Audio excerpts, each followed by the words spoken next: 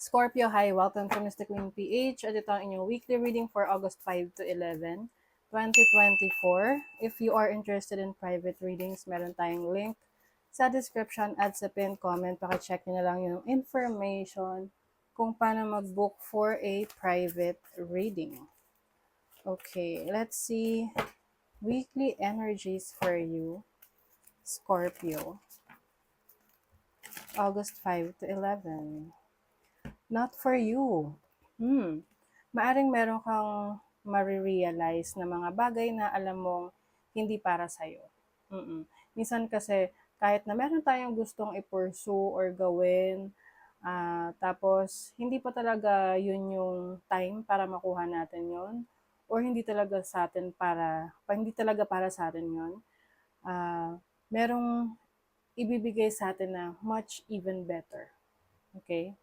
Yeah, even better. But some of you will realize that there are things na hindi meant para sa inyo. You also have deep knowing. Ayan, nagkakaroon kayo ng malalim na pagkilala sa inyong sarili. Mas nagiging malakas ang inyong instinct, yung inyong intuition. You're becoming more sensitive. Like, sensitive in your intuition, yung mga instinct mo. Yung instinct mo. Madali kang makaramdam. Oo. Kung ano ang mga bagay na nangyayari sa paligid mo, alam mo agad kung ito ba ay totoo sa'yo, makakabuti sa'yo, o hindi. You also have imagine. So, merong creative energy rito. So, maaring meron kayong creative ideas that you want to explore, na very much interested kayo, and you are, kumbaga parang dinadala mo yan dito sa physical realm, no? Sa physical world. Maaring ito yung lagi mong naiisip na gawin. Like, di ba minsan nag-imagine tayo ng mga bagay na gusto nating maabot for ourselves or para sa ating family, sa ating career. And ngayon, ay challenge mo yung sarili mo kung paano mo yan maisa sa katuparan. Okay? Let's see what else, Scorpio. Overall energy for this week, you are learning. Meron kang inaaral. Very curious ka sa maraming bagay ngayon. I think yung iba sa inyo nagre-research online, self-study. Oo, lalo na kung medyo nagtitipid ka na, alam mo yung pagiging practical na gusto mong may matutunan, but at the same time, ayaw mo rin ng gumastos ng malaki. So, we can do, yung self-study. Kasi ngayon, everything is available na online, no? Yung information, nandyan na.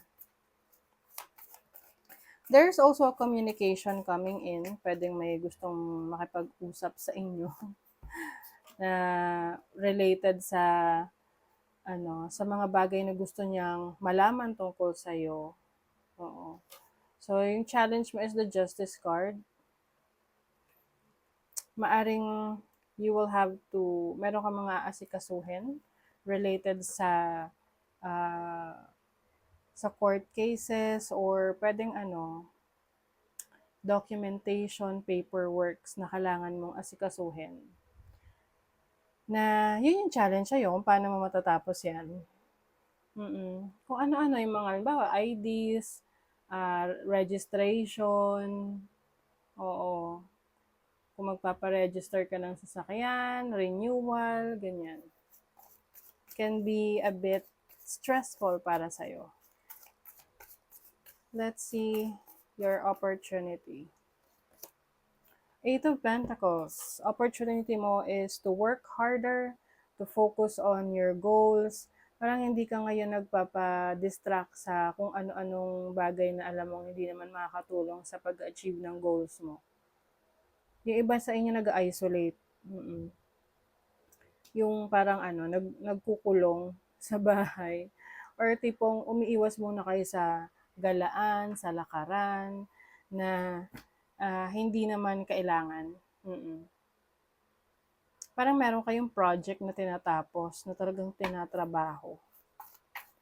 Or maaring marami lang kayo ngayong obligasyon, marami kang kailangang ayusin, asikasuhin sa trabaho, sa business, sa career mo. Your blessing, Six of Pentacles. This is balance in your finances. So, ang blessing sa'yo, pagdating sa finances mo, kaperahan, yung needs mo, hindi mo kailangang ipag-alala yan kasi it will be provided para sa'yo. Yung pangangailangan mo ay ipoprovide. And also, you are going to be a blessing to others. Kumbaga, meron kang matutulungan din. Pwedeng merong hingi ng tulong sa'yo, financial or sa resources, may hiraming gamit na makakatulong para sa kanya, tutulungan mo. And syempre, di ba, kapag tayo ay tumutulong sa iba, tayo ay binibless din. Mas lalo tayong nabiblessed. Okay? So, merong Mars in Pisces in the 12th house. Ito yung imagination. Meron kayong mga, parang, ito yung tinatawag yung escape. Na kapag nandyan kayo sa lugar na yan, or yan yung iniisip mo, parang nasa ibang dimension ka. Doon ka mas nagiging masaya, doon ka mas nagiging creative. It's like your escape from the chaos, no? From, parang yan yung, pag sinabi kasing escape, takas. Pag sinabing takas, parang ang sama, no? But, minsan kailangan nating tumakas sa gulo ng mundo para maging, para maging, tayo, to keep ourselves sane. 'Di ba? Kasi minsan nakakabaliw na ang dami mong iniisip, ginagawa, tinatrabaho. Minsan kailangan mo ring tumakas doon for a vacation, for a break, and there's nothing wrong with that. No? You have Saturn in Libra in the 7th house. Devotion. So pagdating sa relationships, na romantic connections, friendships, yung mga, ang ingay ng tricycle. Okay, may dumaan. Pagdating sa relationships, connections, business partnerships, you are really committed. Oo, pagdating sa commitment, talagang nandun ka, nakabuhos ka pagdating sa commitment.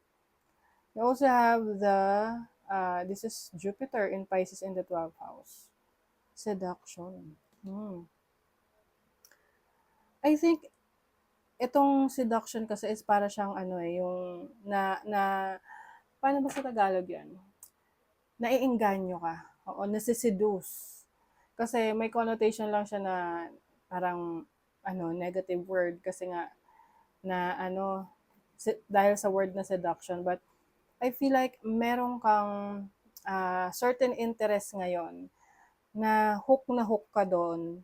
Kaya dahil doon mas lalong gumagalaw or mas lalong mong nagagamit yung iyong creative ideas, yung pagiging malikhain mo. Kaya para siyang escape na sa'yo. Example, yung mga artist, no? Na minsan hindi mo sila makitaan na mukhang may problema sila dahil meron silang outlet, meron silang escape na nagpipaint sila, kumakanta sila, or anything na hindi siya, kahit anong gawain na hindi nagiging trabaho para sa atin. Kasi nag-e-enjoy tayo. Ganon. Yun yung escape na sinasabi ko. Baka isipin nyo, may gusto kayong takasan, no? Hindi man ganon. So, sa money, career, finances, you have the Knight of Wands. Very creative talaga. I think yung iba sa inyo, Scorpio, ang gusto nyo i-pursue sa buhay, sa career ninyo ay may kinalaman sa inyong talento, sa skill set nyo.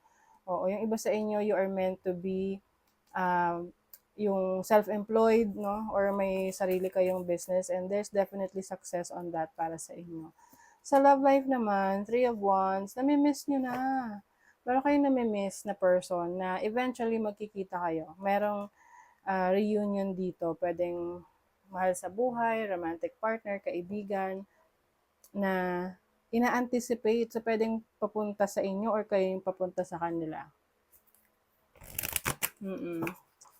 Meron ditong spending time with your loved ones, with your friends, romantic partner. Yes. So, ayan daw, peace. Peace of mind. Just because some people are fueled by drama doesn't mean you have to attend the performance. Make your life a drama-free zone. Yes. So, iwas ka sa mga drama sa buhay, sa paligid mo. Kapag toxic, iiwas ka na. Mm-mm. Okay, so that is your reading, Scorpio. Thank you so much. Bye.